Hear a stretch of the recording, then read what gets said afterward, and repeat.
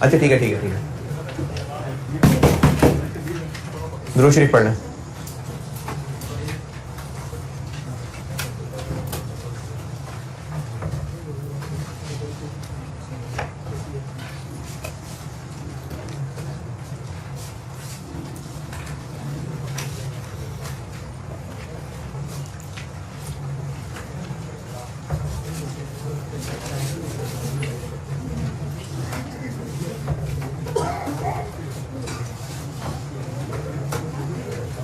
सवाल दिया था एक होमवर्क,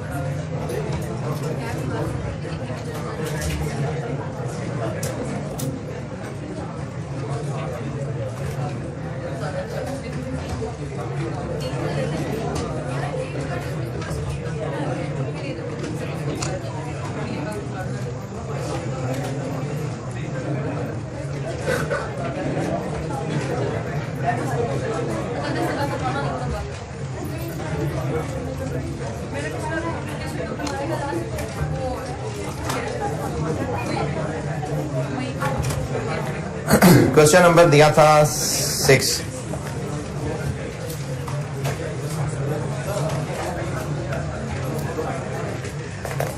फिर किया हो गया।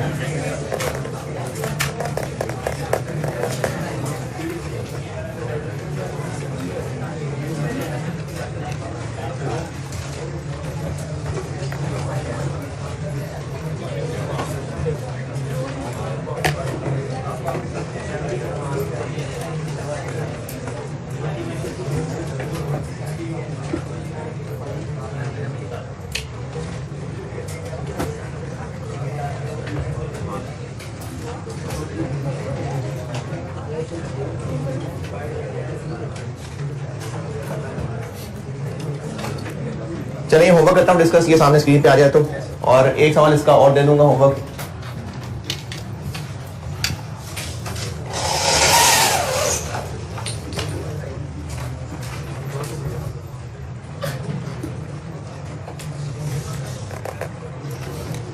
इसके अलावा ये जो आयत 16 में नोट के एक दो सवाल और रह गए ना, वो आप हस्बे तौफीक करना चाहें तो बेशक कर लें। जैसे ये क्वेश्चन नंबर 11 है, ये आप हस्बे तौफीक करना चाहें तो कर लें। 12 है, 15 है, ये नोट के और सवाल हैं, अगर हस्बे तौफीक करना चाहें तो कर लें। इंडिविजुअली किसी ने पूछना हो तो पूछ लेना। आयत 16 वाले में से 11, 12 और 15 ये आप हस्बे तौफीक करना चाहें तो कर लें। और ये 16 हो गया, और इसमें से 6 दिया था आपको होमवर्क। 2 एसेट्स हैं, ऑफिस बिल्डिंग है, इक्विपमेंट है। इनमें से ऑफिस बिल्डिंग रीवैल्यू हो रही है और जो इक्विपमेंट है वो कॉस्ट मॉडल पे है, और इसमें भी कंपैरेटिव फिगर्स नहीं, टोटल नहीं। तो बस 1 साल 2018 का सवाल है। नोट बनाया, उस नोट की figures 240 asset account, 36 accumulated, 240 36, equipment 190 60, 190 और 60, ये ओपनिंग बैलेंसेस पॉइंट 1 से मिल गए। उसके बाद आपको कहा था कि जो रिवैल्यूएशन वाला एसेट है उसकी ज़्यादा वर्किंग चला लें, ये मैंने उसकी ज़्यादा वर्किंग चला ली। बिल्कुल जैसे कल बताया हुआ था कि हमें स्टार्टिंग पॉइंट ही चूंकि एक अमाउंट का दिया हुआ है, सरप्लस का बैलेंस दिया हुआ है, तो बिल्कुल कल वाले पैटर्न की तरह ये यहां से स्टार्ट कर लिया और यहां से ऑनवर्ड चला गया। जैसे कल रिमेनिंग लाइफ निकाली थी वैसी रिमेनिंग लाइफ बता दी। तो ये रिवैल्यूएशन की वर्किंग इस बिल्डिंग से रिलेटेड, इसमें कोई एतराज, रिवैल्यूएशन रिमेनिंग लाइफ 17 निकालने में मसला बिल्कुल कल की तरह ही है कि जितनी डेप्शन हो चुकी थी, जैसे ये रीवैल्यूड अमाउंट 240 है, जब रिवैल्यूएशन की थी उस वक्त इसकी लाइफ 20 साल रहती थी। तो अगर 240 को 20 से डिवाइड करें, 1 साल की डेप्रिसिएशन, और कितने साल लगे होंगे उसको डेप्रिशिएट होते होते 36 तक पहुंचने में, 3 साल। तो 20 में से 3 गुजर गए, इसलिए 17 साल बाकी रह गए।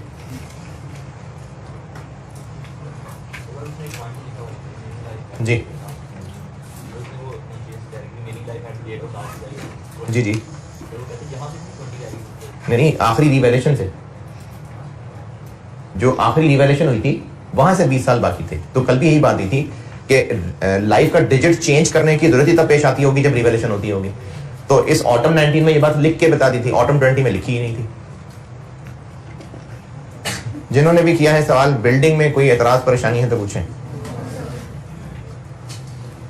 जी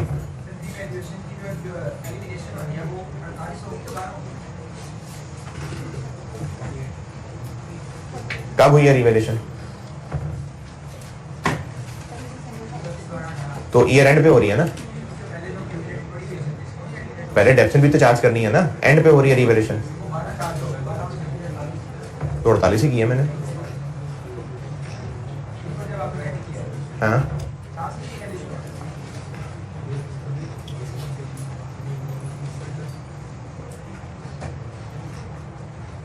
14 हो रहा है।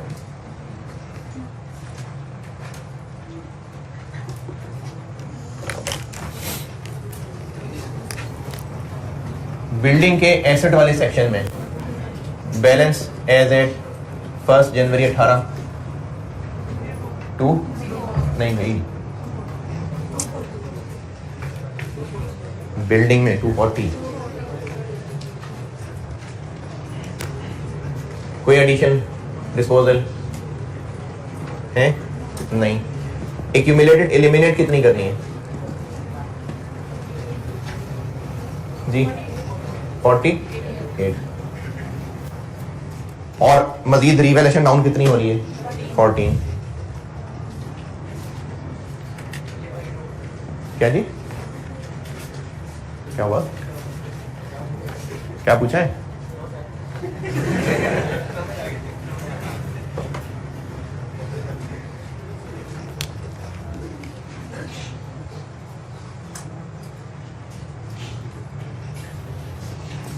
$48 अलग लिखिए, 14 अलग लिखिए।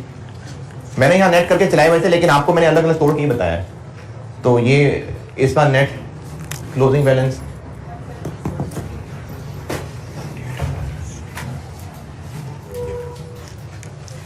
बिल्डिंग में। और कोई सवाल जी?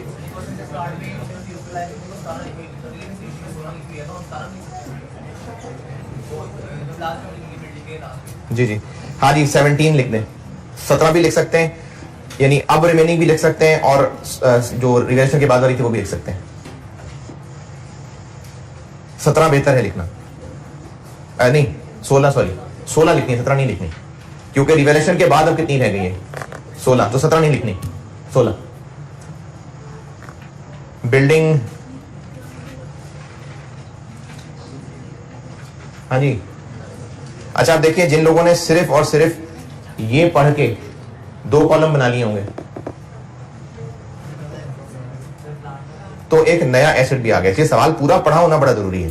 ये एक नया प्लांट आया, तो इसलिए एसिड्स की क्लासेस 3 हो गई। प्लांट का बीडी कोई नहीं है क्योंकि इस साल नया बना है, लेकिन कॉलम आएगा प्लांट। इक्विपमेंट में पॉइंट नंबर 2, इक्विपमेंट एक्सचेंज किया है, और एक्सचेंज ऑफ एसेट्स में पढ़ा था कि कॉस्ट ऑफ न्यू एसेट। कहीं सवाल में ट्रेड इन अलाउंस का जिक्र है?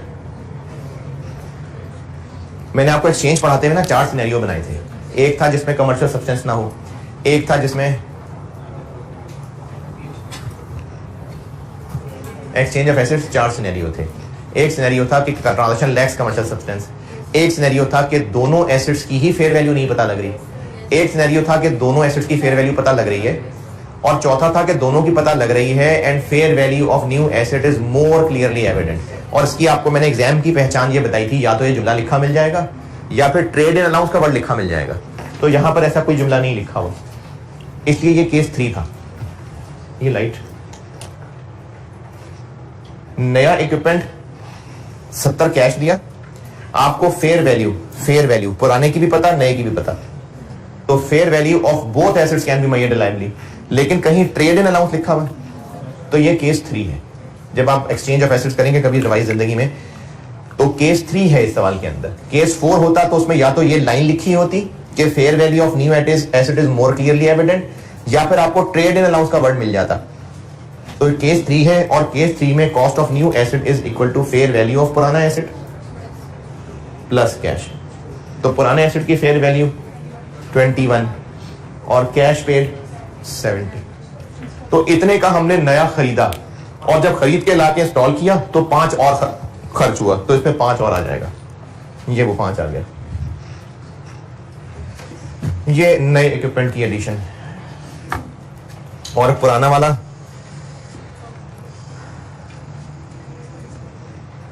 वाला जो बेचा है वो 40 का खरीदा था, ये 40, और इसकी एक्यूमुलेटेड यहां से लेस, चूंकि इसकी डेप्रिसिएशन रिड्यूसिंग पे थी, तो वही जो पिछले 2 दिन से करते आ रहे हैं, डिस्पोजल की अलग से डिस्पोजल की एक्यूमुलेटेड निकालनी पड़ेगी, वो निकाली है। पहले साल की शुरू की बुक वैल्यू तक पहुंचना है, फिर डिस्पोजल रेट तक पहुंचना है, और कॉस्ट में से माइनस करना है तो फिर एक्यूमुलेटेड निकलनी है, और ये फिगर निकलेगी तो ही डेप्रिसिएशन फॉर द ईयर निकाल सकेंगे। जी, इक्विपमेंट से रिलेटेड। और आपने अगर सवाल किया है, किसने किया है सवाल? मुंह ऐसे हिला रहे होते हैं जैसे सवाल किया हुआ है, और मैं बता रहा हूं ऐसे, हाँ जी बिल्कुल बिल्कुल ऐसे ही।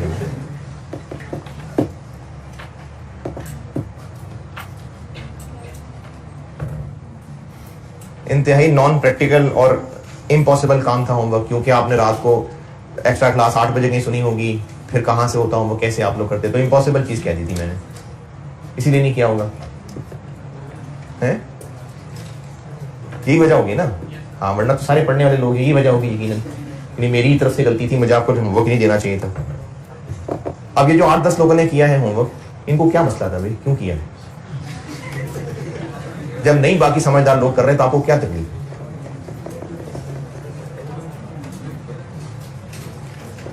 जिन्होंने किया है इक्विपमेंट में और कुछ पूछना है तो पूछें। इक्विपमेंट में, प्लांट में अब ये IS 23 टेस्ट हुआ है, लेकिन इसमें स्पेसिफिक बोरिंग टेस्ट हुई है, जबकि कल जो सवाल बोर्ड पे किया था उसमें जनरल बोरिंग थी। The plant was financed through a bank loan जो कि ऑब्टेन ऑन 1 मार्च। तो और उसके अलावा ये भी बताया हुआ है आपको सरप्लस फंड्स की इन्वेस्टमेंट इनकम। तो इसकी इनकी डेट्स का मसला नहीं है, सिर्फ ये देखना है कि कमेंसमेंट कहां से करनी है, इसलिए डेट्स दी हुई थी, वरना बाकियों की ना हमने इन्वेस्टमेंट इनकम की वर्किंग करनी है ना रनिंग फाइनेंस है, तो इन डेट्स का कुछ भी नहीं करना। सिर्फ पहली डेट जरूरी थी ये जानने के लिए कि 500 मिलियन पे महीने गिनना कब से शुरू करने। तो कंस्ट्रक्शन शुरू हुई 1 जनवरी, लोन लिया 1 मार्च, और पैसे गए 1 फरवरी, तो 1 मार्च से गिनना शुरू करेंगे। सिर्फ इसके लिए डेट्स का इस्तेमाल था। लोन के ऊपर 1 मार्च से गिनना है, और गिनना कब तक है? 31 अक्टूबर तक, और सस्पेंशन थी 15 दिन की। तो आप इसको 15 दिनों में नहीं, आधा महीना कर लें।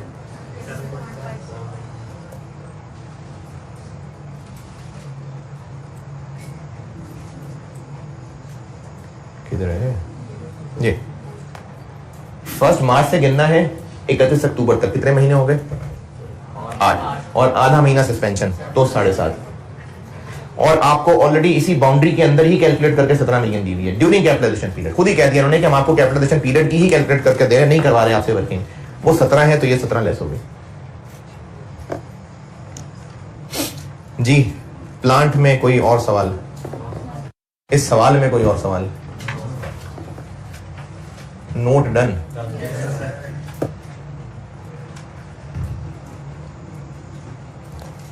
अब जिन्होंने यही होमवर्क नहीं किया तो मैं अगला होमवर्क देना।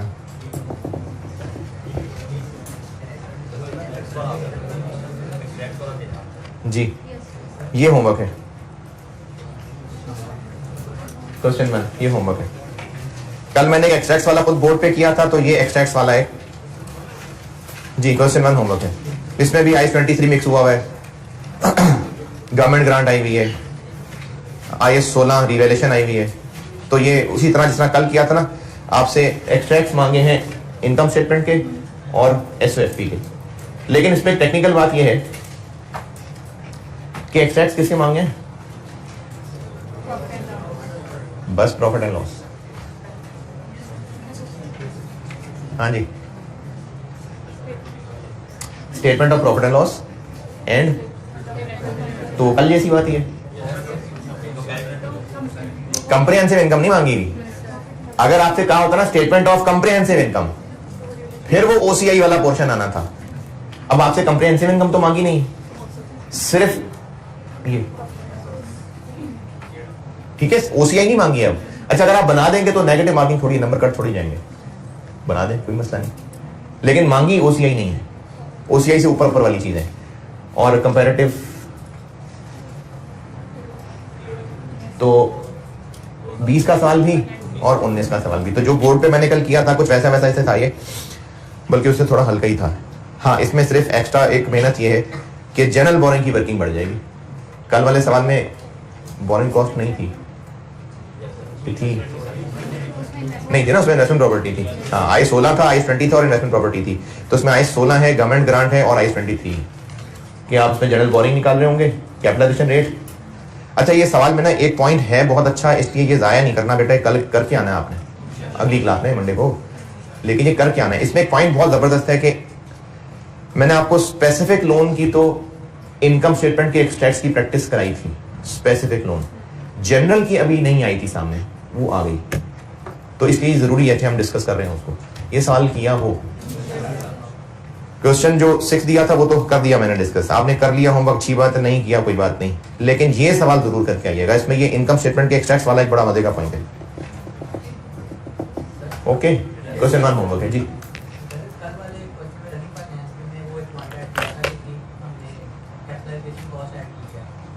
कौन सी बात कर रहे हैं? क्वेश्चन 4 जी, बताएं।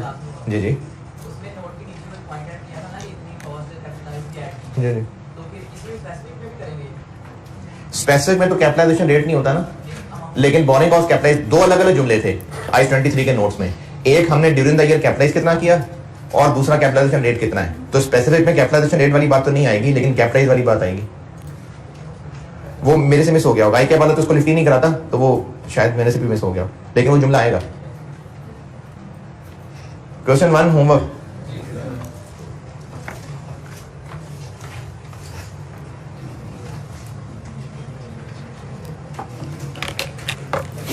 अच्छा जी, मिक्स्ड आईएएस खत्म, और ये जो अगला टॉपिक है ये आपको आसान ही लगेगा।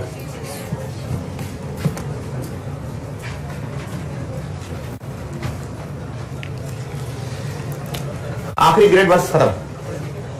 सबसे ज्यादा टाइम आखिरी ग्रेड पे लगता है क्योंकि इसमें ना चीजें हैं बहुत डिटेल्ड, तो वो ऐसा नहीं है कि जितना टाइम आखिरी ग्रेड पे लगा है उतना ही बाकी में भी लगेगा, बाकी में कम लगेगा, क्योंकि एक तो आखिरी ग्रेड में आपको 0 से चलाना था और दूसरा आखिरी ग्रेड ही सबसे ज्यादा मुश्किल, आखिरी ग्रेड सबसे ज्यादा मुश्किल था, नहीं था? अगर आसान था तो आखिर 1 के चीते हैं आप। आखिरी ग्रेड डन। अब अगर आपके पास है पेज, कहीं किसी दौर में दिया था, निकालिएगा। बिल्कुल शुरू में सिलेबस के ग्रेड बांट के दिए थे।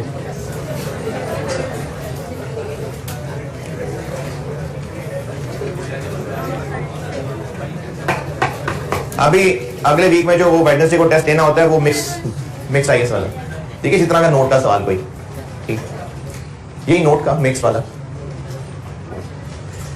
अच्छा, ये आपको मैंने सिलेबस का ग्रेड दिया था, एक दफा का जिक्र है, तो आखिरी ग्रेड मैंने करा दिया।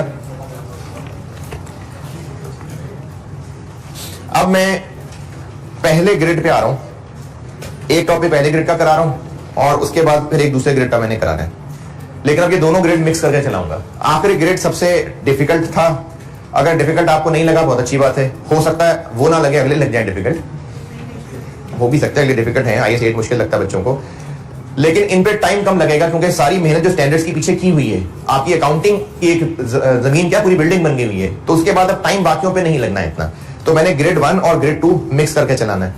पहले पढ़ाने लगा हूं मैं आपको ग्रेड 1 में से changes in equity.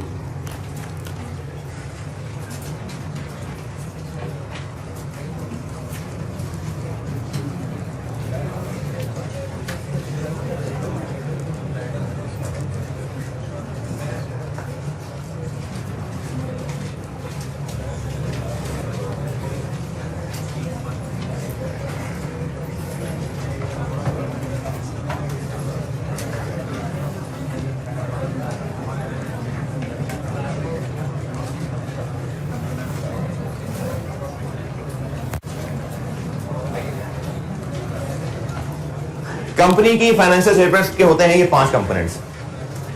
Statement of financial position, statement of comprehensive income, statement of changes in equity, इसको मैं अब प्यार से सोसी कहा करूंगा, ये सोसी।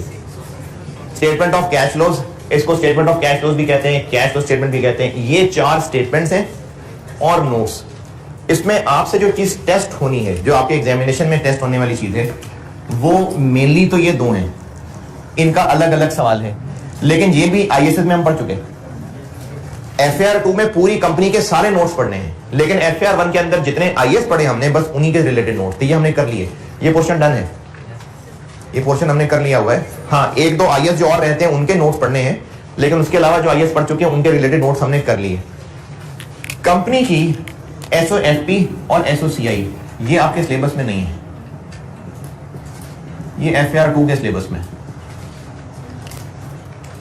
आपके सिलेबस में है। ये आपको कंपनी की SOFP और SOCI बनाने ये नहीं आएगा टेस्ट, ये सवाल में, ये सिलेबस का हिस्सा नहीं है आपके जी। नहीं, एक्सट्रैक्ट्स तो बना ही रहे होते हैं ना, क्योंकि वो तो उस रेलिवेंट आईएएस की चीजें थी। इन दोनों के सवाल से मेरी मुराद ये है कि ट्रायल बैलेंस दिया हो और ट्रायल बैलेंस देके कहा हो SOFP SOCI बना दें, ये नहीं है सिलेबस में, ये FAR2 में है। इसको फाइनल अकाउंट्स का सवाल भी कहते हैं, तो ये आपके सिलेबस में नहीं है। अच्छा, ऐसा लिखने से ये लग रहा है कि एक्सट्रैक्ट्स भी नहीं आएंगे। एक्सट्रैक्ट्स तो हैं, यहाँ पे मेरी मुराद है कि ट्रायल, बिल्कुल शुरू में बेसिक सा सवाल कराया था, ट्रायल देके SOFP और SOCI बनाना, वो नहीं है सिलेबस में। ये हर आईएएस में साथ साथ कर चुके हैं, आगे भी कर लेंगे। और ये 2 चीजें हैं, ये ग्रेड 1 के अंदर 2 अलग अलग टॉपिक्स हैं, ये करने हैं। इनमें से मैं आपको पहले कराने लगा हूं statement of changes in equity.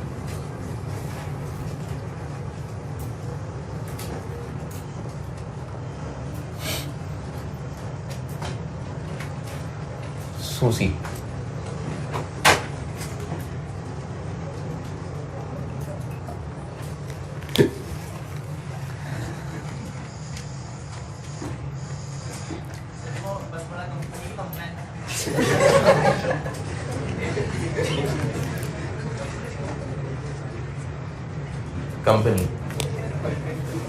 Company की फाइनेंशियल स्टेटमेंट्स।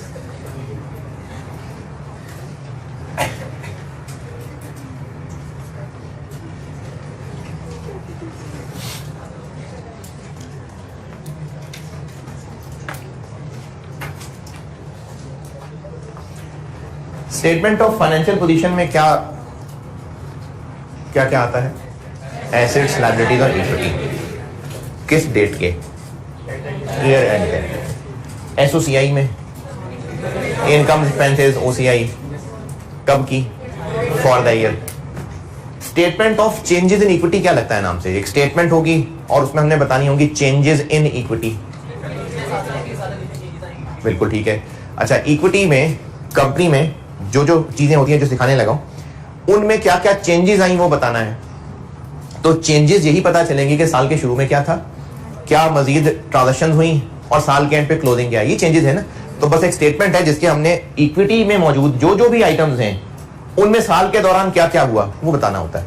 और ये देखने में तकरीबन जो पीपी का नोट बनाते हैं ना, एक table, opening balance, addition, disposal वगैरह, और कॉलम्स क्या होते हैं, जितनी भी उन सबकी क्लासेस हैं, बिल्कुल इसी तरह से इसमें भी एक टेबल बनता है। इक्विटी में जितनी भी क्लासेस हैं उनके कॉलम्स आते हैं, और ओपनिंग बैलेंस और जो जो भी उनमें ट्रांजैक्शन हुई होती है वो लिखते हैं, और सबको प्लस माइनस करके क्लोजिंग बैलेंस, ये होती है चेंजेस इन इक्विटी। तो चेंजेस इन इक्विटी को पढ़ने से पहले ये देख लेते हैं कि कंपनी की इक्विटी होती क्या है। कंपनी की इक्विटी पे करते हैं बात।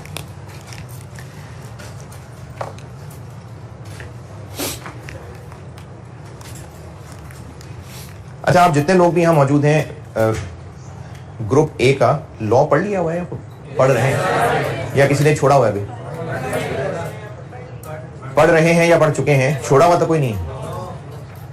छोड़ा हुआ मतलब अब ड्रॉप किया है या पढ़ा ही नहीं? पढ़ा ही नहीं है।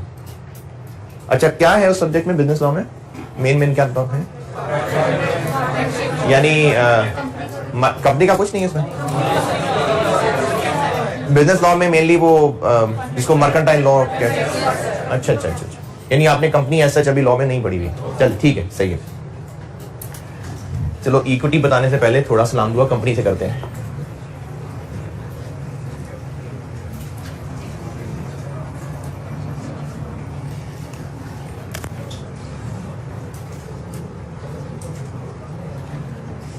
इन पे करता हूं फिर मैं डिटेल से बात। कैपिटल और कंपनी की इक्विटी में दो हिस्से हैं, कैपिटल और रिजर्व्स। ये सारे नाम मैं आपको एक करके तफसील से समझाता हूं। कंपनी की इक्विटी में कैपिटल होता है और रिजर्व्स होते हैं, और रिजर्व्स भी मजीद दो तरह के होते हैं। एक कहलाते हैं कैपिटल रिजर्व्स और एक कहलाते हैं revenue reserves.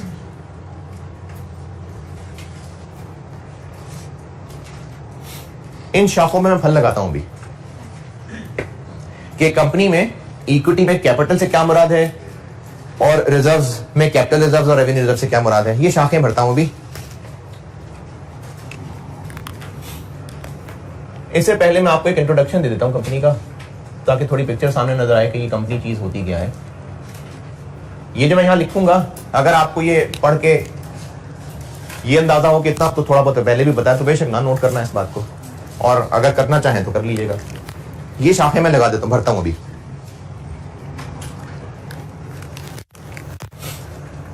Soul trader, sole proprietor, ये ऐसा बिजनेस होता है जिसमें एक ही ओनर होता है, सिंगल ओनर। पार्टनरशिप में दो या मोर। कंपनी सिंगल मेंबर भी होती है, लेकिन आपको कंपनी का इंट्रोडक्शन के लिए बता रहा हूं कि मैनी ओनर्स होते हैं।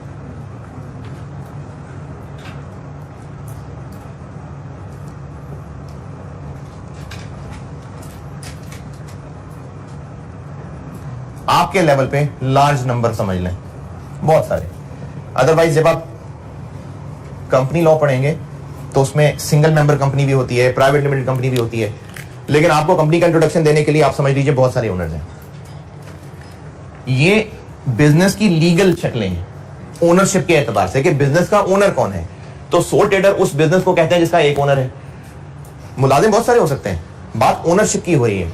पार्टनरशिप में एक से ज्यादा ओनर्स हैं और कंपनी में भी बहुत सारे ओनर्स होते हैं।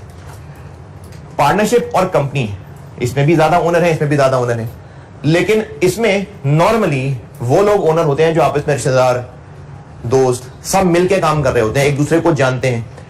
ये सब बिजनेस में खुद इन्वॉल्व होते हैं। पार्टनरशिप एक्ट भी है ना लॉ में। ये सब बिजनेस में इन्वॉल्व होते हैं जनरली, और एक दूसरे के जिम्मेदारियां, राइट्स, ऑब्लिगेशन सब डिफाइंड होती हैं। चूंकि ये आपस के जानने वाले लोग ही हैं, तो वो आपस में मसले खुद निपटा सकते थे। कंपनी में नॉर्मली बहुत ज्यादा लोग ओनर्स होते हैं, और वो ओनर कुछ इस तरह से बनते हैं। एक बिजनेस कंपनी के नाम से जब बनता है, और वो आम लोगों को भी कहते हैं कि हम एक बिजनेस बना रहे हैं, होते को 5-10 लोग ही हैं जो ये काम शुरू करते हैं, लेकिन दुनिया वालों को बताएंगे कि हम एक नया प्लांट लगाने लगे हैं, हम पहले भी इससे पहले फलाना फलाना काम कर चुके हैं। जैसे आप कोई मशहूर कंपनीज अगर पता हो आपको तो कोई नाम, नेस्ले, निशात। अच्छा, अब ये जो मशहूर बिजनेसेस हैं, ये बिजनेसेस कंपनीज हैं। अगर जैसे निशात काफी मशहूर नाम है, अगर निशात वाले एक और नई कंपनी बनाएं और आपको एडवर्टाइज किया जाए कि आप मतलब आम आवाम, आप तो स्टूडेंट लोग हैं, आम आवाम की बात कर रहा हूं, कि कौन कौन इस कंपनी में ओनर बनना चाहता है, तो खुशी की बात ये सारे बनना चाहेंगे। तो कंपनी में अब वो सारे लोग पूरे पाकिस्तान से फैले हुए, जी हमने भी ओनर बनना है। तो अब इतने सारे लोग ओनर बन सकते होंगे, लेकिन वो सारे ऑफिस में आके बैठ गए तो फिर ऑफिस वाले कहां जाएंगे? तो वो ऑफिस में आके नहीं बैठ रहे होंगे, वो बस ओनरशिप का हिस्सा बन रहे होंगे। उनको तो ऑफिस में शायद घुसने भी कोई नहीं देगा, वो ओनरशिप का हिस्सा बन रहे होंगे, ऑफिस में इन्वॉल्व नहीं होंगे। अब वो बैठे हुए हैं घर, लेकिन पैसा उन्होंने लगाया है एज एन ओनर। तो फिर उनके इंटरेस्ट को वॉच करने के लिए कंपनी पे लगने वाले बहुत सारे लॉज होते हैं, जिनमें से आप कंपनीज एक्ट 2017 पढ़ेंगे जाके जब आप कंपनी लॉ पढ़ लेंगे, और भी काफी सारे लॉज हैं। तो कंपनी इससे ज्यादा एक फॉर्मल ऑर्गेनाइजेशन है। ये और ये दोनों में कॉमन बात क्या है? ओनर ज्यादा हैं, लेकिन ये नॉर्मली आपस में जानने वाले होते हैं एक दूसरे को, तो इस पे इतने ज्यादा लॉज लिखने की जरूरत नहीं थी। इसमें बहुत सारे कॉमन लोग भी हो सकते हैं जो नहीं जानते एक दूसरे को, और वो सारे के सारे बिजनेस भी नहीं चला सकते। तो फिर वो करते क्या है कि इतने सारे ओनर्स जब इस कंपनी के ओनर बनना चाहेंगे, तो ओनर जो पैसा कंपनी में लगाता है बिजनेस में, क्या कहते हैं उस पैसे को? ओनर जो पैसा बिजनेस में लगाता है, कंपनी का जो कैपिटल होता है उसमें ये सारे लोग मिलकर पैसा लगा रहे होंगे। जब एक ही ओनर था तो उसने जो पैसा बिजनेस में लगाना है उसके लिए एंट्री करना आसान, कैश, डेबिट, कैपिटल, क्रेडिट। जितने पैसे लगा रहा होगा इसको पता है कितने पैसे लगा रहा हूं। पार्टनरशिप में 2 4 5 10 लोग होंगे, उनमें से भी हर एक बिजनेस में इन्वॉल्व है नॉर्मली, और उसको पता है कौन कितना पैसा लगा रहा है। 10 लोग होंगे, 10 अकाउंट बन जाएंगे, इसमें हजारों लाखों ओनर्स भी हो सकते हैं। अब सब लोग बराबर पैसा लगाएंगे? बिल्कुल जरूरी नहीं है, कोई ज्यादा पैसे लगा रहा होगा, कोई कम लगा रहा होगा। इतने सारे लोगों का पैसे का रिकॉर्ड रखने के लिए अकाउंट्स के अंदर रिकॉर्ड मुश्किल हो जाता है। तो कंपनी क्या करती है, अपने कैपिटल को हिस्सों में बांट लेती है, उसको कहते हैं शेयर कैपिटल। हिस्सों में बांटने का मतलब यह है कि अगर इस बिजनेस को शुरू करने के लिए कैपिटल चाहिए था 200 मिलियन रुपए, अब 20 करोड़ एक कौन सा बंदा देगा? तो उन्होंने क्या किया कि उन्होंने लोगों को ऐलान किया कि हमें 200 मिलियन का कैपिटल रेज करना है। आप में से जो जो ओनर बनना चाहता है बता दे वो कितने कितने पैसे डालने को तैयार है। अब इसमें आसानी करने के लिए कि कौन कितने पैसे लगाएगा, इस कैपिटल को एक स्टैंडर्ड यूनिट में बांट दिया, 10 रुपए का शेयर। लोगों को बताया कि जो कैपिटल में ओनर बनना चाहता है आप 10 रुपए का एक शेयर ले सकते हैं हमसे। एक वैल्यू असाइन हो गई। जैसे अगर कोई इदारा हो, उसने लोगों से डोनेशन लेनी हो, कंपनी से हटके एक मिसाल दे रहा हूं, तो उन्होंने लोगों की आसानी के लिए कहा, जैसे ये ना जब शौकत खाना बन रहा था, आप लोगों तो खैर पुरानी बात है, ये जो पेशावर वाला बन रहा था, शायद बन रहा है अभी बन रहा है, कराची वाला बन रहा है, तो कराची और पेशावर वाले में ना एक डोनेशन के लिए एक तरीका ये चला था कि आप एक SMS कर दें और उस SMS के बदले है नहीं, वो तो पता नहीं डैम तो उसका तरीका क्या था, नहीं गया, नहीं बना, ही है बन रहा है। तो उसके लिए एक तरीका ये चलाया था कि जो भी जितना कंट्रीब्यूट करना चाहता है, मुझे याद नहीं है लेकिन चलो एक मिसाल बना लेते हैं कि उन्होंने कहा कि जी जो फलाने नंबर पे मैसेज कर दे तो एक मैसेज 50 रुपए के बराबर होगा। तो ये सब किस लिए किया होगा तरीका? आसानी के लिए ना, ताकि किसी को अगर पता है कि मैंने 250 रुपए करने हैं तो 5 मैसेज सेंड कर दे, वो गिनने वाले को भी आसान होगा और रिकॉर्ड रखने वाले को भी आसान होगा। तो कंपनी क्या करती है कि जितना पैसा एज अ कैपिटल चाहिए होता है उसका टुकड़े करके एक टुकड़े को एक शेयर कहते हैं और उसकी एक वैल्यू साइन हो जाती है, जो कि पाकिस्तान में नॉर्मली 10 रुपए होती है। अब जब ये अनाउंस कर दिया कि हम जितना लोगों से पैसा एज एन ओनर लेना चाहते हैं वो बता दें कौन कितने कितने पैसे लेना चाहता है, बस मल्टीप्लाई ऐसे कर लेना या डिवाइड ऐसे कर लेना कि एक शेयर 10 रुपए का है। अगर कोई इस कंपनी में 2 लाख रुपए डालना चाहता होगा तो वो कहेगा कि मुझे 20,000 शेयर्स दे दें, तो उसको 20,000 शेयर्स देके उससे 2 लाख रुपए ले लिए जाएंगे, तो वो कंपनी का कैपिटल का हिस्सेदार बन जाएगा। जो इंसान 10 लाख रुपए लगाना चाहता होगा, 10 लाख, वो 1 लाख को कहेगा जी मुझे 1 लाख शेयर्स चाहिए, तो कंपनी वाले जो भी इस कंपनी को मैनेज कर रहे होंगे वो कहेंगे आप ठीक है 10 लाख दें, आपको बदले में हम 1 लाख शेयर्स उसके सबूत के तौर पे दे देंगे। तो आसानी के लिए कंपनी ने जो ओनर से कैपिटल लेना होता है उसके टुकड़े कर दिए जाते हैं और स्टैंडर्ड एक टुकड़ा बराबर होगा तो वो 10 रुपए का होता है। इस 10 रुपए के टुकड़े को इस टुकड़े की इस शेयर की फेस वैल्यू भी कहते हैं कि ये इसकी फेस वैल्यू है। जैसे ये जो करेंसी नोट्स होते हैं 100 रुपए, 50 रुपए, 10 रुपए, 20 रुपए, 500, 1000, 5000, ये जो करेंसी नोट्स हैं इनके ऊपर नंबर लिखा हुआ है ना, जैसे 1000 का नोट है, उस 1000 के नोट की फेस वैल्यू क्या है? 1000 रुपए, उसके फेस पे 1000 रुपए प्रिंटेड है, ये फेस वैल्यू होती है। तो कंपनी ने चूंकि बहुत सारे लोगों से पैसा लेना होता है, हर कोई अपने हिसाब से पैसे डाल के ओनर बनना चाहेगा, तो आसानी के लिए उस कैपिटल के टुकड़े कर लेते हैं, एक टुकड़ा एक शेयर, और जो जितने पैसे इन्वेस्ट करना चाहता है उसको उस हिसाब से शेयर्स दे दिए जाते हैं। तो जो कंपनी के ओनर्स होते हैं वो इस कैपिटल के हिस्सेदार होते हैं, तो कंपनी के ओनर्स को शेयर होल्डर्स कहते हैं। क्यों? क्योंकि वो पैसे लगा रहे हैं और बदले में उनको शेयर्स मिल रहे हैं, तो अब वो कंपनी के शेयर होल्डर हैं, तो कंपनी के ओनर्स को शेयर होल्डर्स कहते हैं। और बिजनेस चलाने के लिए ये सारे लोग तो बिजनेस में नहीं आके बैठेंगे, तो फिर ये अपनों में से कुछ लोग इलेक्ट कर देते हैं, उनको डायरेक्टर्स कहते हैं।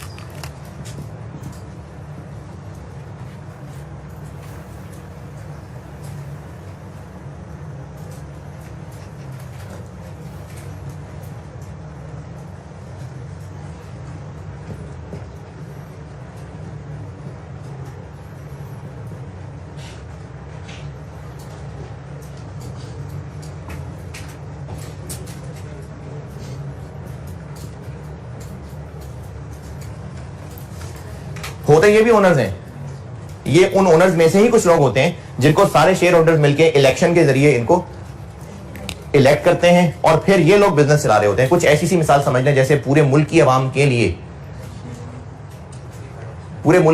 लिए चलाना है मुल्क, आवाम के लिए मुल्क चलाना है, हमारे लिए हमारा मुल्क है।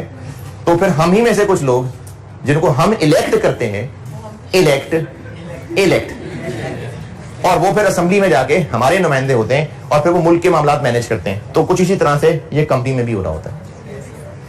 तो company, share capital, share holders, directors, ये कुछ 2-4 टर्म्स बताइए आपको। इसमें कोई सवाल पूछना चाहें तो पूरा लॉ तो ना पढ़ना शुरू कर दीजिएगा, लेकिन जितना थोड़ा बहुत इंट्रोडक्शन देना था मैंने वो बताया है। आपने इसमें कुछ पूछना है तो पूछें।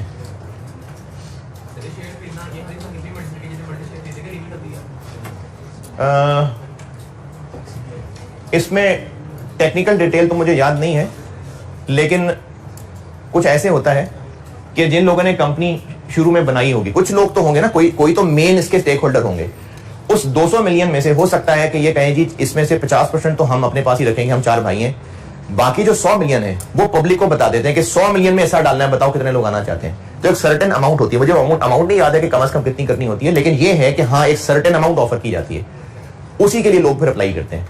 अगर ज्यादा लोग अप्लाई कर देते हैं नहीं तो फिर वो बैलेटिंग टाइप चीज होनी शुरू हो जाती है कि ज्यादा लोगों ने अप्लाई कर दिया था तो फिर बैलेटिंग हो जाएगी, जिसका नाम निकल आएगा उसको, वो फिर आगे ना लीगल प्रोसीजर है। मैं भी आपको कैपिटल में नाम बताता हूं, उसमें ये चीज बता दूंगा जो अभी मैं बीच में बताने लग गया था। ये 3-4 टर्म्स समझ आई बात? अगर लिखना चाहें कुछ तो मर्जी है आपकी।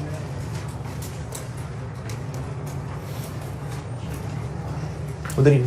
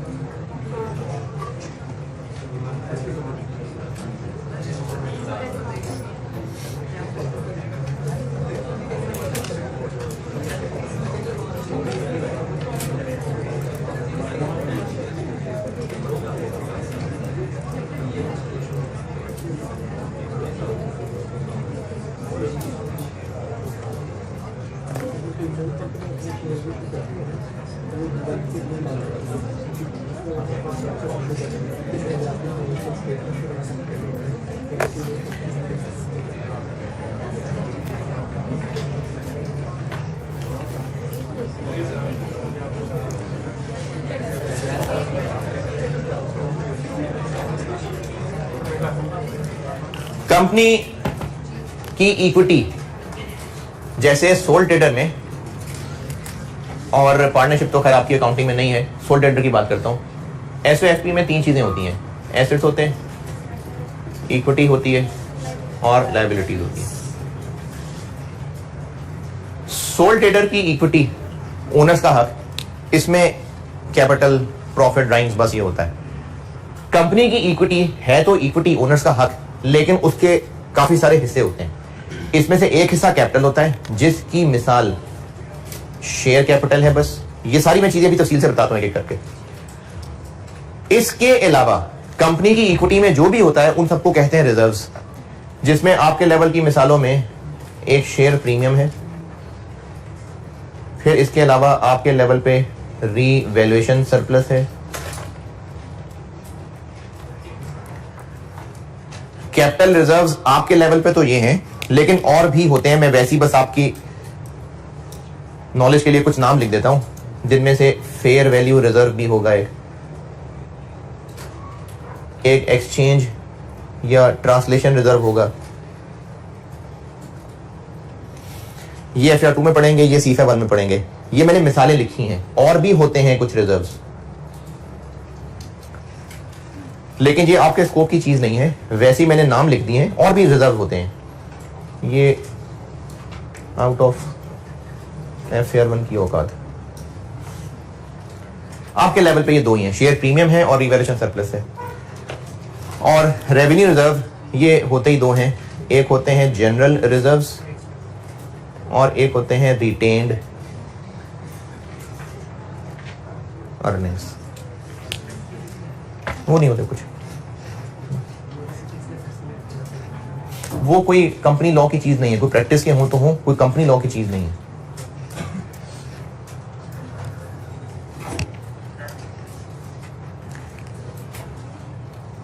एक और भी इधर होता है, वो चले खैर आएगा तो बता दूंगा। कैपिटल रिडेम्पशन रिजर्व भी एक होता है, तो कोई नहीं, इस लिस्ट में नहीं लिखा तो मैंने तो मिसालें लिखी हैं, वो भी अलग से पढ़ाते हुए बता दूंगा। कैपिटल रिडेम्पशन रिजर्व भी एक होता है, लिख लें, चलें लिस्ट में वो भी लिख लें। कैपिटल रिडेम्पशन रिजर्व, रिडेम्पशन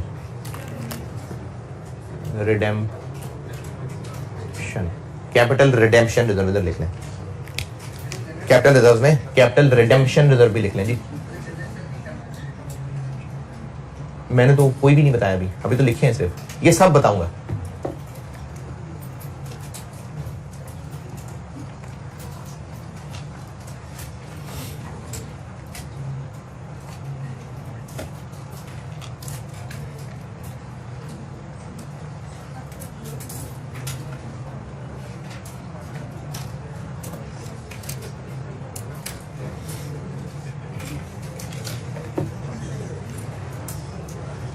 ये सब नोटेड।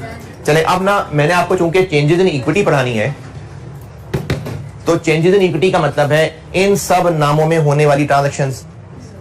तो उन सब नामों में क्या क्या ट्रांजैक्शंस होती हैं वो ट्रांजैक्शंस पढ़ाऊंगा, तो उन सबको मिला के इसके फॉर्मेट में डाल सकूंगा। तो अब हम इन सबको एक एक करके इनमें होने वाली ट्रांजैक्शंस देखते हैं।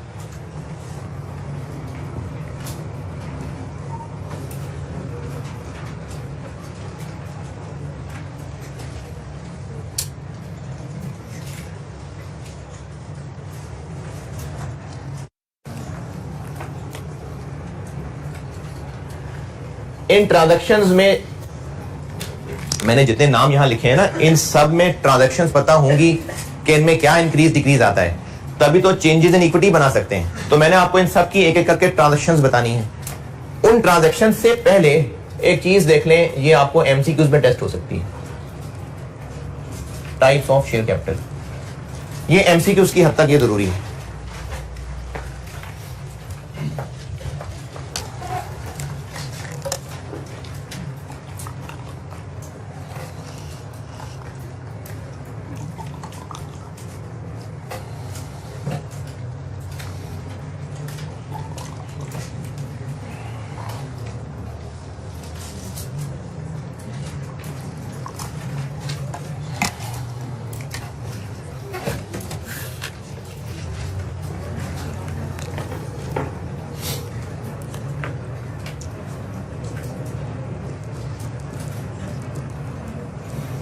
ऑथोराइज्ड शेयर कैपिटल,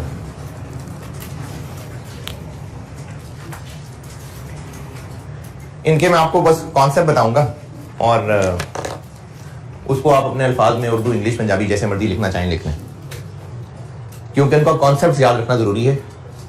अंग्रेजी रट्टा लगाने का मसला नहीं है, कॉन्सेप्ट समझ आ तो काफी है। ऑथोराइज्ड शेयर कैपिटल समझ लें। ऑथोराइज्ड शेयर कैपिटल का कॉन्सेप्ट ये है कि मैंने कहा कि कंपनी को ना बहुत सारे लॉज गवर्न कर रहे होते हैं। तो एक इदारा है SECP, securities and exchange commission of Pakistan.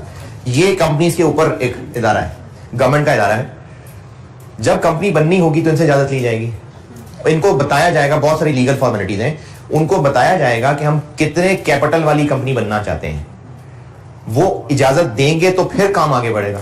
तो हम जितने कैपिटल वाली कंपनी बनना चाहते हैं इतने की इजाजत दे दें, वो ऑथोराइज्ड कैपिटल है। जैसे कंपनी ने कहा कि हम आप ऐसा करें 500 मिलियन की इजाजत दे दें हमें, और हम ये इजाजत क्यों मांग रहे हैं, क्योंकि इससे ज्यादा फिर हम नहीं इशू कर सकते, और जितनी अमाउंट हम उनसे इजाजत लेंगे उसके लिए कोई ना कोई फीस होगी कि इतनी फीस देनी पड़ेगी आपको। तो एक अथॉरिटी है SECP, कंपनी बनाने की इजाजत उससे लेनी पड़ेगी, और उसको जो भी लीगल फॉर्मेलिटीज हैं जो अप्लाई करना पड़ेगा, उसमें उस अथॉरिटी को बताना पड़ेगा कि हम कितना कैपिटल है जो लोगों से रेज करना चाहते हैं। कल ही कर लेंगे नहीं, हो सकता है 20 साल बात करें, बस एक लिमिट बता रहे हैं आपको कि इससे ज्यादा नहीं रेज करेंगे। इसको ऑथोराइज्ड शेयर कैपिटल कहते हैं। ये वो लिमिट है जिसके साथ कंपनी अथॉरिटी के पास रजिस्टर्ड है कि वो इतना कैपिटल इशू कर सकती है। ये वो मैक्सिमम अमाउंट ऑफ कैपिटल है, ऑथोराइज्ड शेयर कैपिटल वो मैक्सिमम अमाउंट ऑफ कैपिटल है जिसकी इसने अथॉरिटी से इजाजत ली है कि इतना कैपिटल ये रेज कर सकती है।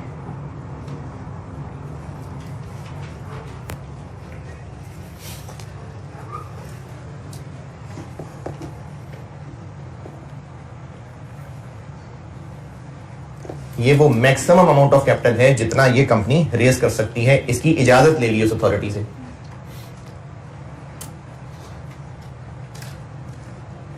अच्छा, सारा एक ही वक्त में नहीं इशू होना, बस मैक्सिमम की इजाजत ली है। जैसे मिसाल के तौर पे अगर किसी इलाके में बिल्डिंग बनानी है कमर्शियल, तो उस इलाके की अथॉरिटी से इजाजत लेनी पड़ेगी कि हम कितने फ्लोर्स वाली बिल्डिंग बनाना चाहते हैं, इसकी फीस देनी होगी। इजाजत मिल गई कि ठीक है 10 फ्लोर्स तक आप बना लें। अब अगर 8 बनाएंगे तो बिल्डिंग करा देंगे आगे, नहीं इजाजत है, हम चाहे अभी 5 बना लें लेकिन 11 नहीं बना सकेंगे क्योंकि इजाजत 10 की है। तो कुछ वैसी सी बात है कि कंपनी ने इजाजत ली है कि हम कितना कैपिटल रेज करेंगे, ये ऑथोराइज्ड शेयर कैपिटल है। जी जी, इजाजत लेनी पड़ेगी ना, कंपनी ने उस ऐसी चीज पे से इजाजत लेनी है तो ही कंपनी लोगों से पैसा मांग सकती है। कंपनी एक पूरी लीगल फॉर्म है, उस वो लॉ के बगैर नहीं चल सकते ये लोग। जी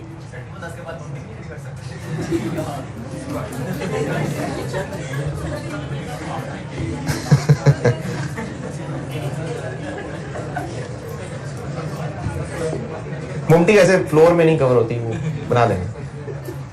कोई छत पे चपाइयां डालनी हो बारिश में तो वो मुमटी में हो जाएगी कवर।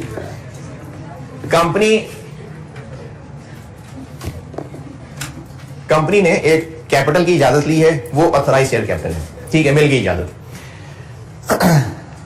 अब कंपनी ये फैसला करने लगी है कि हम लोगों को ऐलान करेंगे और लोगों से पूछेंगे कि कौन कौन हमारा ओनर बनना चाहता है। ऐलान हो जाएगा, जितने लोग अप्लाई करेंगे कि हाँ जी हम ओनर बनना चाहते हैं, तो वो सिर्फ हाँ जी नहीं कहेंगे, वो साथ अमाउंट बताएंगे। वो यानी लोग अप्लाई करेंगे, कहेगा जी मैंने 2 लाख शेयर लेने, कहेगा 5 लाख शेयर लेने। तो जब लोगों को ऐलान किया कि कौन कौन शेयर होल्डर बनना चाहता है, तो जितने लोगों की तरफ से हमें जवाब मिले उसको कहते हैं सब्सक्राइब्ड।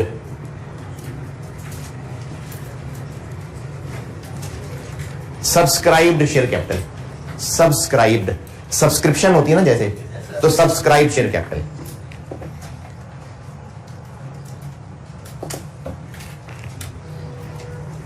सब्सक्राइब शेयर कैपिटल वो अमाउंट है जो इन्वेस्टर की तरफ से कमिटमेंट आई है कि हम आपसे इतना कैपिटल के अगेंस्ट पैसे देने को तैयार हैं।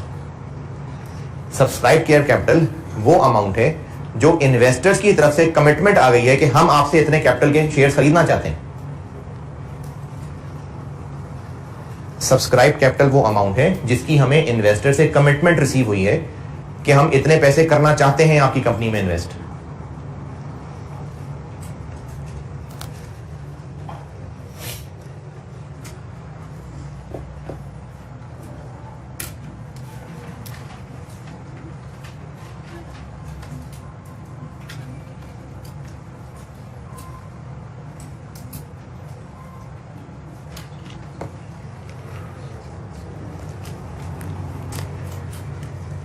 इशूड शेयर कैपिटल, ये क्या लगता है नाम से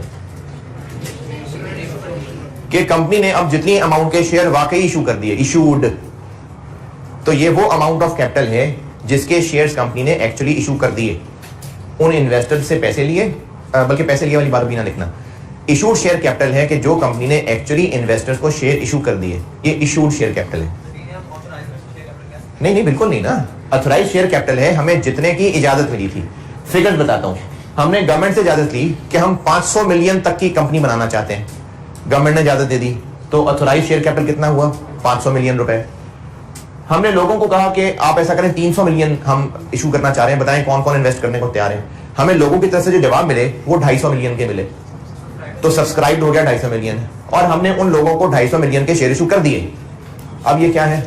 ये इशूड कैपिटल। तो इशूड कैपिटल वो अमाउंट ऑफ कैपिटल है जो इन्वेस्टर को असल में शेयर इशू कर दिए गए।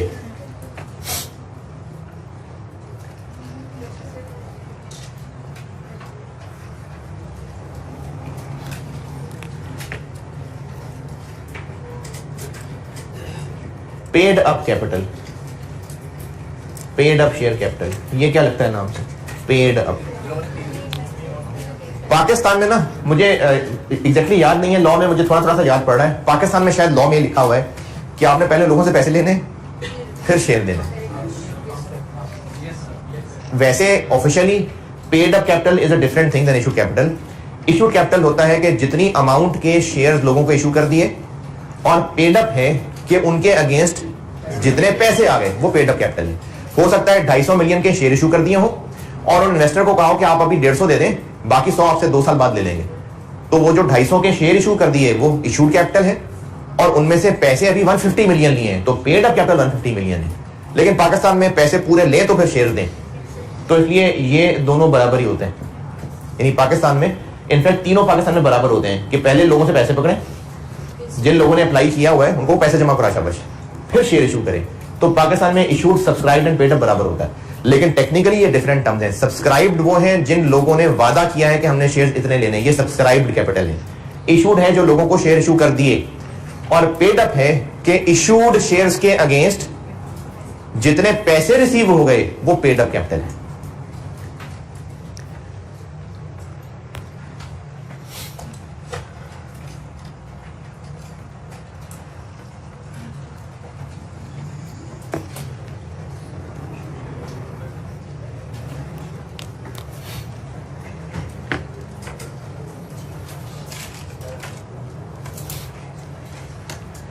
हाँ जी, नोटेड। चले, ये एमसीक्यू की चीज थी, ये डन। अब मैंने आपको चेंजेस इन इक्विटी पढ़ानी है, तो उसके लिए हम ट्रांजैक्शन सीखते हैं।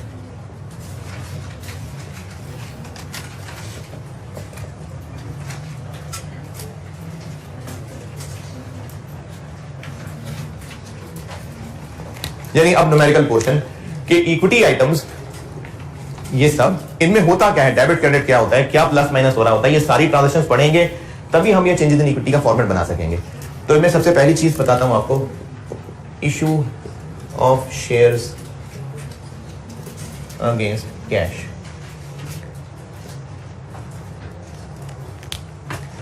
क्या ट्रांजैक्शन हो रही है?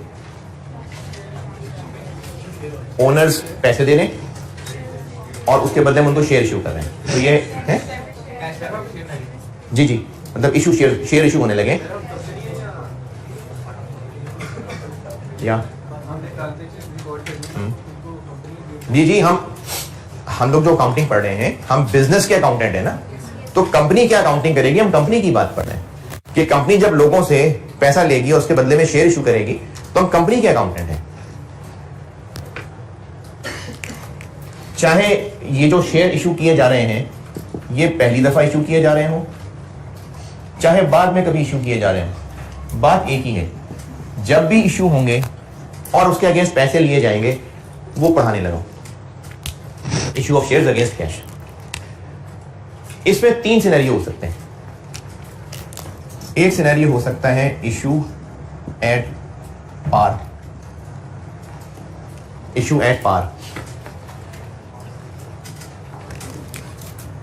अभी मैंने फेस वैल्यू बोली थी एक,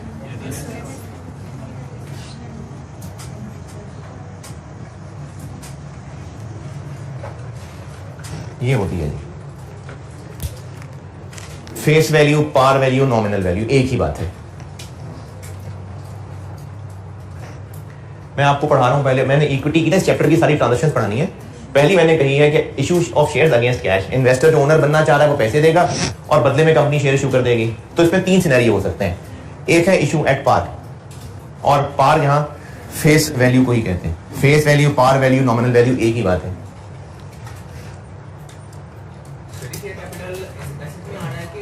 अभी बताता हूं, मैं एंट्री करता हूं अभी।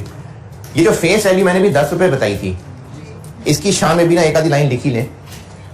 ये कंपनी एक वैल्यू सेट करती है, एक स्टैंडर्ड वैल्यू, क्योंकि इसके ऊपर कंपनी ने कल को ये लिखी लें बात, फेस वैल्यू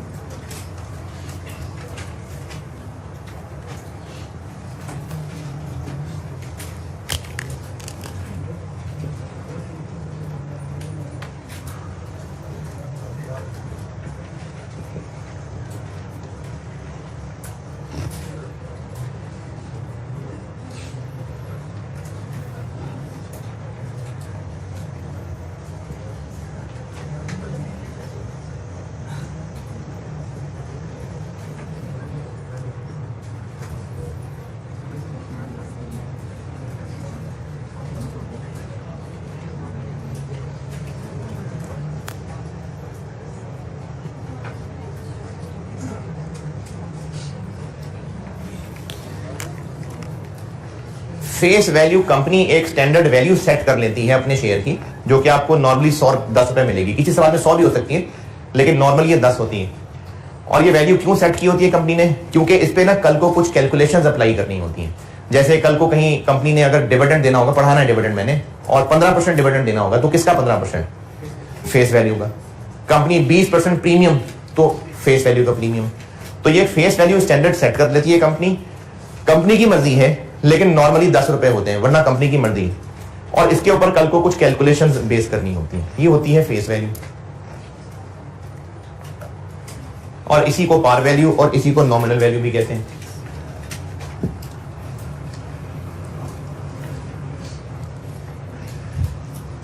अब जब कंपनी शेयर इशू करेगी एट पार, क्या मतलब है इशू एट पार का? कि लोगों से कितने पैसे लेगी? 10 रुपए, इसको कहेंगे इशू एट पार।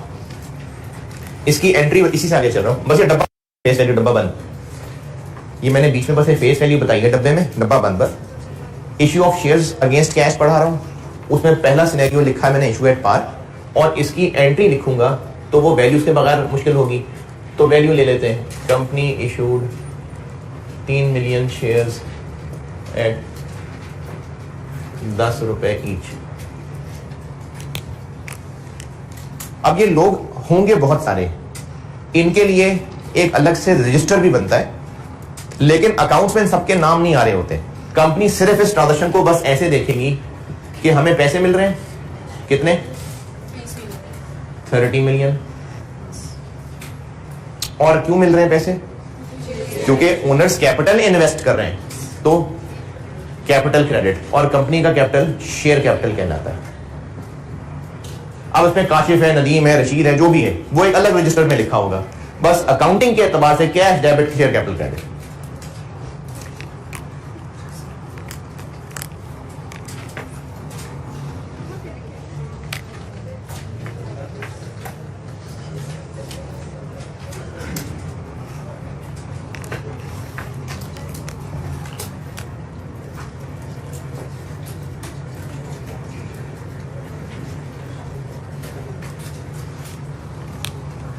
दूसरा सिनेरियो, इशू एट प्रीमियम।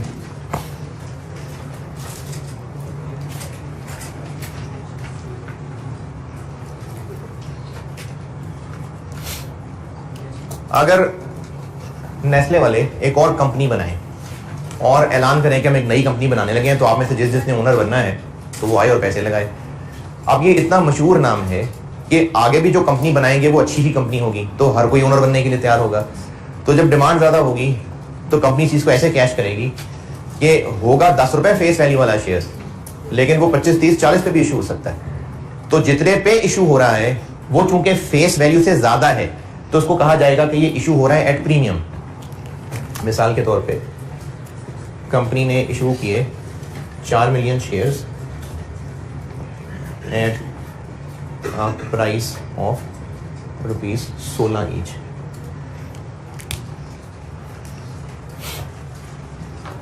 पैसे कंपनी को कितने मिलेंगे?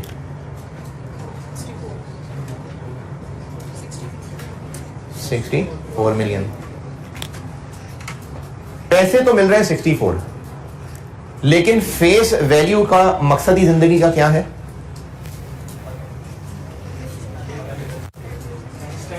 कि इसको स्टैंडर्ड रखा जाए ताकि इस पे कल को कुछ परसेंटेजेस कैलकुलेट की जाए, तो इसको बुक्स में भी अलग नजर आना चाहिए। इसलिए बेशक 16 रुपए का शेयर इशू हो रहा है, लेकिन कैपिटल में 10 रुपए ही जाएगा।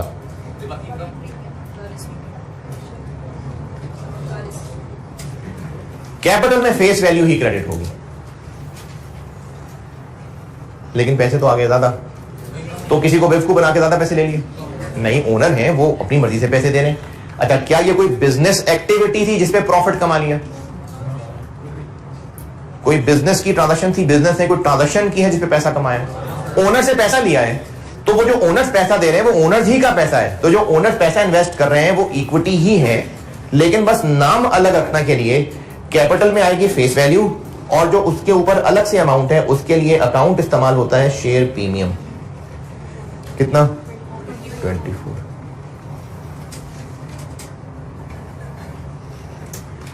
है ये भी इक्विटी ग्रुप का हिस्सा, लेकिन कैपिटल में फेस वैल्यू रखना जरूरी था। क्यों जरूरी था? क्योंकि उसके ऊपर कल को परसेंटेजेस लगानी थी। तो अकाउंट में बैलेंस होगा तो परसेंटेजेस लगाएंगे ना, इसलिए ये बैलेंस मजबूरी थी, 40 से ऊपर नहीं ले जा सकते थे। दिया ओनर ने ही पैसा है। इस ट्रांजैक्शन के बाद ओनर का बिजनेस पे कितना हक है? 64 ना, क्योंकि उसने दिया 64 है, लेकिन अकाउंट हमें मजबूरी है कि कैपिटल में 40 से ऊपर नहीं लिख सकते, तो जो ऊपर है उसके लिए शेयर प्रीमियम नामी अकाउंट आ जाता है। वो तीसरा सिनेरियो। ये इनकम बना ली है, ये इक्विटी ग्रुप का ही एक अकाउंट है। और लास्ट, बाकी कल इंशाल्लाह।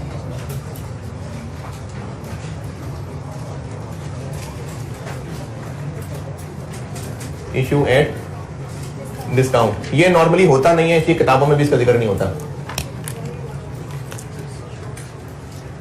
जो लोग कंपनी बनाने लगे हैं वो इतने को बदनाम हैं कि उनको कोई पैसा देने को तैयार नहीं है, तो उनको फिर लोगों को ऑफर करना पड़ रहा है कि भाई तुम्हारी मेहरबानी, शेयर तुम 10 रुपए वाले ही ले लो, लेकिन 7 रुपए दे दो एट अ प्राइस ऑफ 7। पैसे कितने मिलेंगे?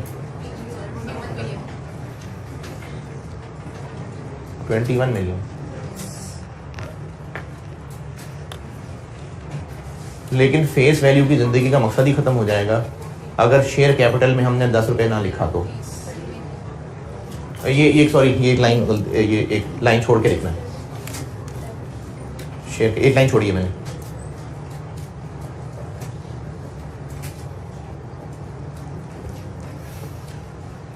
कैश जितना मिल रहा है उतना डेबिट, और कैपिटल फेस वैल्यू से ही क्रेडिट।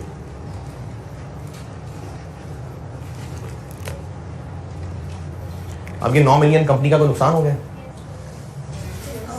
क्या कोई ट्रांजैक्शन हुई जिसमें कंपनी को लॉस उठाना पड़ा? नहीं, ओनर्स अपना बिजनेस है भाई, ओनर पैसा दे रहे हैं। तो ये जो 9 मिलियन का डेबिट है ये कोई एक्सपेंस नहीं है, ये भी इक्विटी ही का हिस्सा है, और इसको कहते हैं discount on issue of shares. ये भी इक्विटी ग्रुप का ही एक हिस्सा है, ये भी उन्हीं कैपिटल रिजर्व में ही आएगा। ये भी इक्विटी ही का हिस्सा है, ये एक रिजर्व है।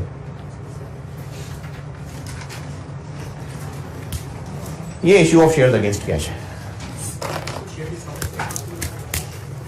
शेयर डिस्काउंट भी कह सकते हैं, लेकिन ये एक रिजर्व है, ये एक्सपेंस नहीं। ठीक है जी, अल्लाह हाफिज।